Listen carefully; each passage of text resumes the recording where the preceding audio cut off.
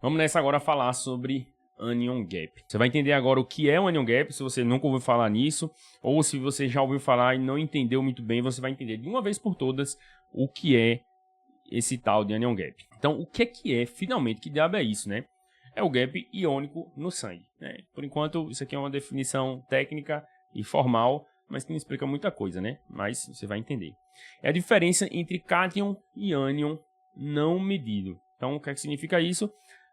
Na gasometria, a gente mede alguns cátions e alguns ânions, nos eletrólitos, etc. E outros a gente não mede. Mas o nosso organismo, ele está lá com aqueles cátions e aqueles ânions e ele precisa se equilibrar. Então, todas as cargas positivas, eles se equilibram com as cargas negativas. Então, essa diferença aí entre cátion e ânions não medidos, que é o Anion Gap. Mas eu vou explicar ainda melhor para você.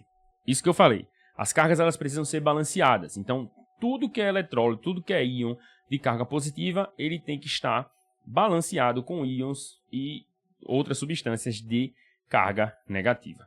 Beleza? Como sempre, o nosso organismo ele trabalha em busca de um equilíbrio constante. Óbvio que existem pequenas variações, mas sempre tentando um equilíbrio. Então, sempre existem pequenas compensações. Beleza? Então, o que é que a gente mede na gasometria? A gente mede sódio, a gente mede cloro e a gente mede bicarbonato. Então, cloro e bicarbonato tem carga negativa e sódio tem carga positiva. Então, nessa equação aí, a gente precisa, equilibrando carga positiva com negativa, a gente tem que colocar também os cátions não medidos e os ânions não medidos, certo? Então, os ânions são os de carga negativa e os cátions são os de carga positiva. Então, como é que eu vou saber que diferença é essa, né? Como é que eu vou saber esse Anion Gap aí? Eu meço cloro, bicarbonato e sódio. Então, eu preciso fazer uma fórmula que tenha todos eles do mesmo lado para que eu consiga fazer um cálculo, né?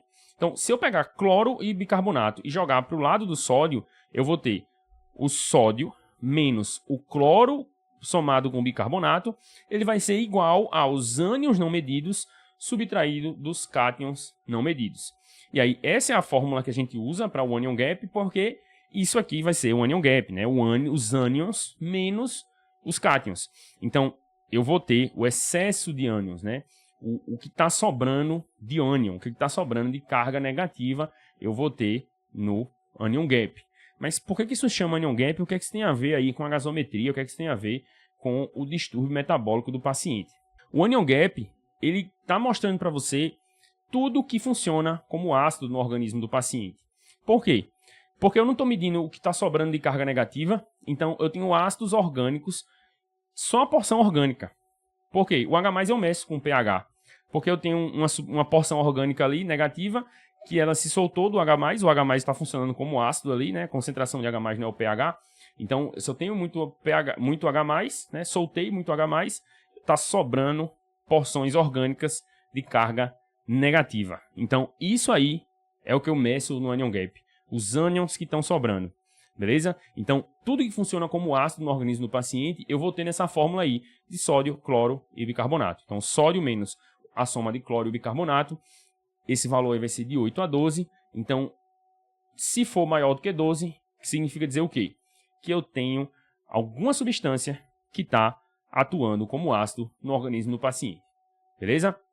Parece que é um pouco complexa essa explicação, mas se você não sacou exatamente a fórmula e a matemática de passar cátion ânion para um lado e para o outro, se você entender e ficar na sua cabeça aí que é tudo que funciona como ácido, já é suficiente. Então, se o Anion Gap está aumentado, significa dizer que tem alguma substância funcionando como ácido no organismo do paciente. Então, vamos lá para um exemplo aqui de uma gasometria real, né? Uma gasometria de um paciente que eu atendi durante esse meu tempo aí trabalhando nas emergências. Então, a fórmula do Anion Gap é essa, ó, sódio menos a soma do cloro com o bicarbonato. Então, tem um sódio de 128, um cloro de 89, 90, vou arredondar aqui, e um bicarbonato de 20, beleza? Esse bicarbonato ST aí, que está 14 o resultado, é o bicarbonato standard, que ele é corrigido para um PCO2 de 40, uma temperatura ideal e tudo isso. Então, a gente vai usar sempre o bicarbonato, que ele é medido, sem ser o bicarbonato standard, beleza? Então vamos nessa. Sódio de 128, cloro de 90 e o bicarbonato de 20.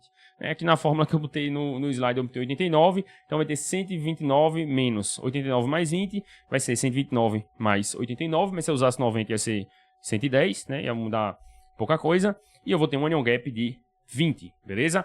Então, um onion gap aumentado, porque o onion gap maior do que 12, certo? Significa dizer o quê? Simplesmente que eu tenho uma substância que está funcionando como ácido nesse organismo. Eu estou medindo a porção orgânica aniônica dessa substância porque o H+ está sendo liberado no paciente.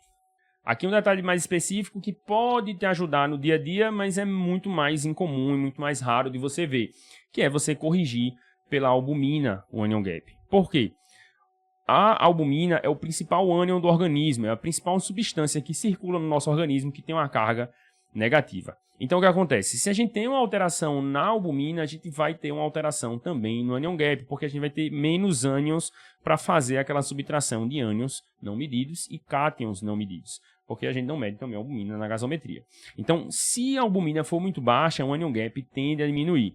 E essa correção aí, ela é feita mais ou menos de 2,5 para 1. Então, cada ponto de albumina que baixa menor do que 4, a albumina, o valor de referência é 4. Então, sempre que eu baixo um ponto no valor de referência de albumina, eu tenho uma diminuição também no anion gap de 2,5. Né? No anion gap que eu vou calcular, no anion gap que eu vou medir, então eu preciso fazer essa correção.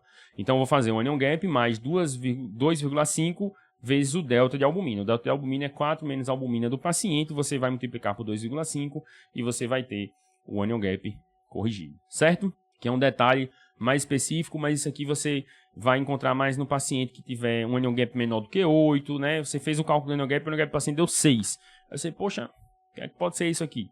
Na imensa maioria das vezes é um paciente que tem uma albumina muito baixa, um paciente que está consumido, um paciente que tem alguma condição que ele está perdendo a albumina, beleza? Então, se você fizer essa correção aí, pode ser que o anion gap do paciente ele fique maior. Ou caso você pegue um paciente com anion gap normal e quando você viu a albumina sérica dele é uma albumina de 2, um paciente com a síndrome nefrótica, um paciente muito desnutrido, um paciente que não está se alimentando, um paciente que passou por uma cirurgia e está dando bronca agora e foi levado para emergência.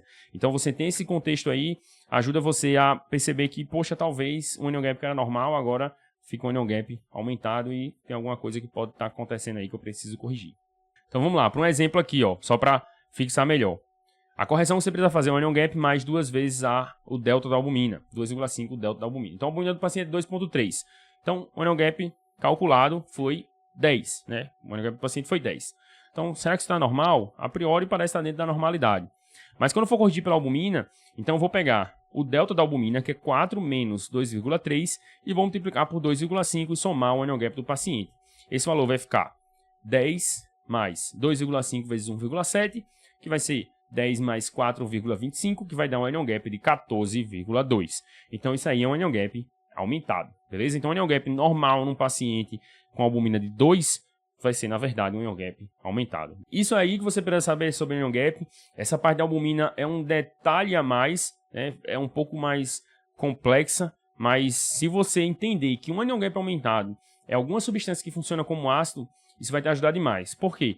Porque faz parte da análise da gasometria você calcular o anion gap. E aí, no próximo vídeo, eu vou te mostrar o passo a passo para você analisar uma gasometria. Agora a gente já passou por o que é que você precisa saber, o que é que você precisa decorar de alguns valores, você entendeu quais são alguns conceitos da gasometria, olhando para a gasometria. Agora eu vou te mostrar no próximo vídeo o passo a passo, o que é que você tem que fazer, coisinha por coisinha, para poder identificar o que é que tem de distúrbio e compensar esse distúrbio desse paciente.